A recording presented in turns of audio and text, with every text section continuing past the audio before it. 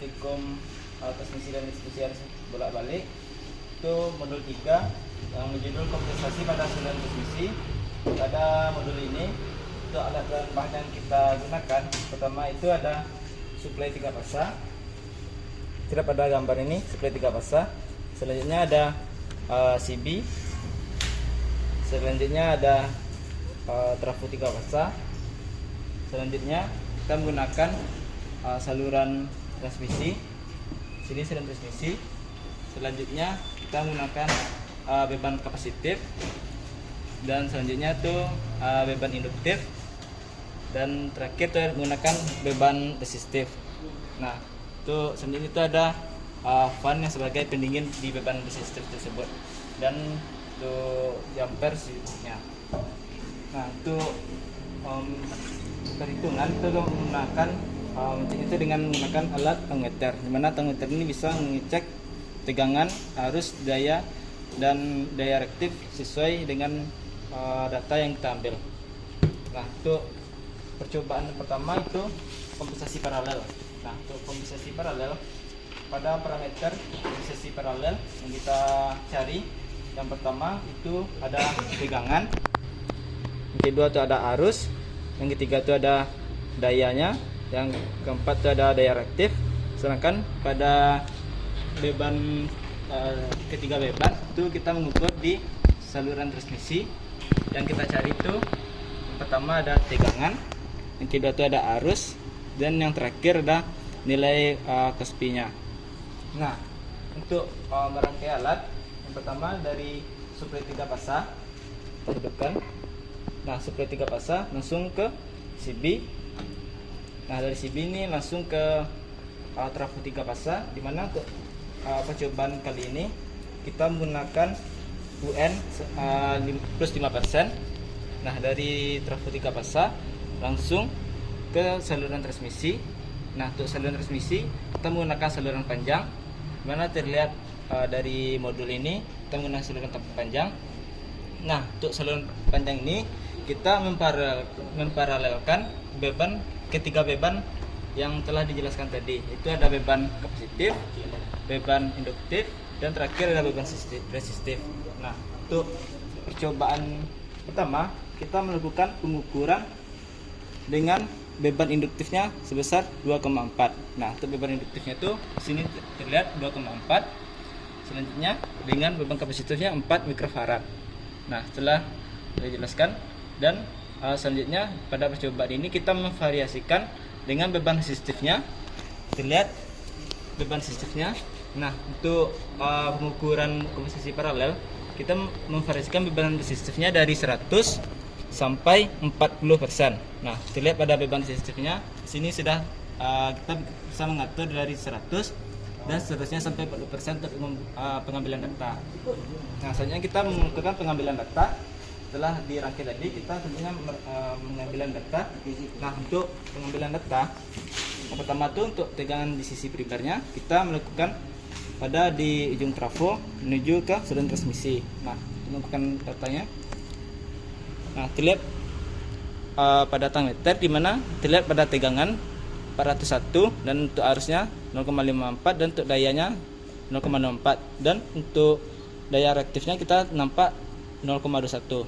Nah, itu untuk sisi primernya. Sedangkan untuk sisi sekunder kita melakukan pengambilan data pada ujung saluran transmisi. Nah, di mana ujung saluran transmisi ini sudah diparalelkan ketiga bebannya. Nah, kita melakukan pengambilan data dengan melakukan alat thermometer. Nah, terlihat pada gambar itu terlihat pada tegangan kisaran 437 dan arusnya 0,09. Nah, untuk parameter yang kita gunakan pada sisi sekunder yaitu tegangan dan arus, dan untuk Kospi-nya dengan 0,06. Nah, selanjutnya kita memvariasikan beban resistif, dan seterusnya kita melakukan pengukuran data dengan memvariasikan beban induktif dan beban kapasitif, dengan beban kapasitifnya 8 mikrofarad dengan memindahkan jumper ke 8 mikrofarad, dan untuk beban induktifnya kita memvariasikan dari 2,4 sampai 1,2 dengan memvariasikan beban resistif yang telah kita atur tadi dari 10, 80, 60 dan 40 dan seterusnya. Nah, terakhir itu kita memvariasikan dengan beban induktifnya 1 dan kapasitifnya 16 mikrofarad yang dengan memvariasikan beban kapasitifnya 16 dan induktifnya 1. Baik, selanjutnya kita akan melakukan percobaan yang kedua tentang kompensasi seri. Nah, terkait kompensasi seri, di sini kita masih membutuhkan dengan rangkaian yang sama, tapi dengan memvariasikan beban itu seri. Nah, untuk parameter yang dicari untuk kompensasi seri ini,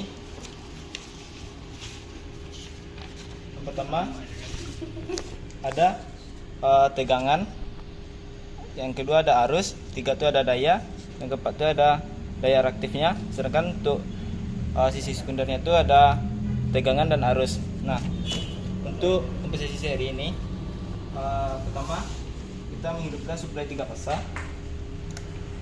Setelah suplai 3 fasa, di sini ada PMT atau CB.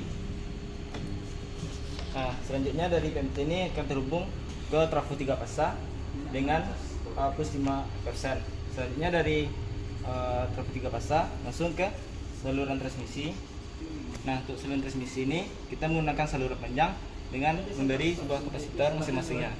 Nah, untuk percobaan kompensasi seri, di mana untuk kita mencari tegangan, arus, daya aktif dan daya aktifnya, kita dengan menggunakan tangmeter sebagai melihat datanya. Di sini terlihat data pada tangmeter, di mana ada tegangan kisaran 392 dan arus serta ada daya aktifnya. Sedangkan untuk daya aktifnya terlihat pada tangmeter ini. Nah, sedangkan pada ujung saluran transmisi kita bisa melihat pada sisi sekundernya, di mana terlihat pada tangmeter ini kisaran 513, sedangkan arusnya terdapat 0,47. Nah, untuk kompensasi seri ini kita tidak pada rangkaian, di mana dari ujung saluran transmisi ini langsung terhubung dengan beban kapasitif, di mana pada beban kapasitif ini kita menggunakan 8 mikrofarad yang diseriin ke beban induktif, di mana beban induktif ini kita menggunakan 2,4 Henry, lanjut diseriin ke beban resistif. Nah, untuk percobaan kompensasi seri ini kita memvariasikan beban induktifnya dari 2,4 dan beban resistifnya 80 sampai seterusnya dari 1,2 dan beban resistifnya 40, dan untuk terakhir itu beban induktifnya 1 dan beban resistifnya 30. Sedangkan untuk beban induktifnya kita memvariasikan beban resistifnya di sini ada terlihat dari 100 sampai 0. Nah, kita memvariasikan dari 80 sampai 30. Untuk praktikum modul 3 tentang kompensasi pada saluran transmisi mungkin cukup. Mungkin saya akhiri. Assalamualaikum warahmatullahi wabarakatuh.